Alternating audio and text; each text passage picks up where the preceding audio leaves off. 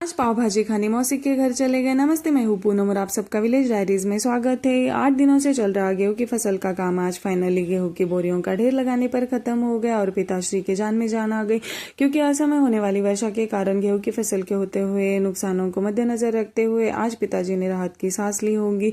गेहूं के और भी काम बाकी थे, जैसे उन्हें धूप देकर साल भर के लिए फ्यूमिगेंट ऐड करके स्टोर करना भी बाकी था। खैर, लेकिन वो कभी भी हो सकता है।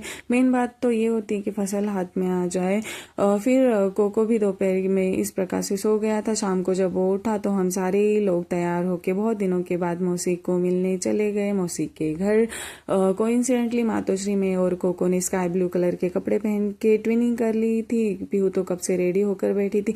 फिर 15 किलोमीटर का सफर तय करके हम सारे लोग पहुंच गए थे मौसी के यहाँ पे। हमारे स्वागत के लिए उनके बड़े बेटे यानी हमारे अक्षय भाई साहब खड़े थे। इस प्रकार से अगर दिन का टाइम होता तो एक सुंदर नज़ारा आपको देखने को मिलता। इतना अच्छा लॉन है मौसी का।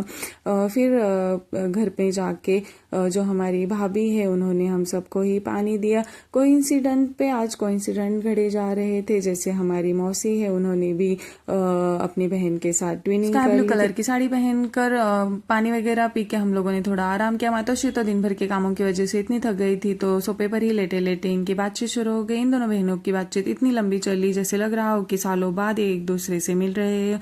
इन दोनों के बीच पीहू और कोको बोर होते बैठे थे। कोको के तो ऐसे एक्सप्रेशन थे कि किन अनजान लोगों के बीच मुझे लेकर आए हैं, और वो मुझे भी लगता बैठा था। भाभी की किचन की तैयारियां शुरू थी, जिसमें उन्होंने ढेर सारा प्याज, कोरिएंडर और लेमन बारीक काट के रखा था, और जो पाव है उन्हें भी तवे पर इस प्रकार से सेक लिया था। जो पाव भाजी है वो बड़े ही प्यार से उन्होंने इतनी ढेर सारी पाव भाजी बनाकर रखी थी। पीहू को तो पहले ही भूख लग रही थी तो भाभी ने पीहू को पाव भाजी परोसी, जो उसने मजे से खाई। फिर कोको को संभालते संभालते उसे रिझाते इस प्रकार से थोड़ा टाइम बीता। फिर हमारी खाने की भी तैयारियां शुरू हुई, जिसमें भाभी ने सबको ही प्लेट में परोसकर इस प्रकार से बड़ी ही प्यारी और यम्मी सी थाली बनाई थी। और रियली इतनी टेस्टी पाव भाजी मैंने कभी नहीं खाई होगी, इतनी अच्छी पाव भाजी बनी थी।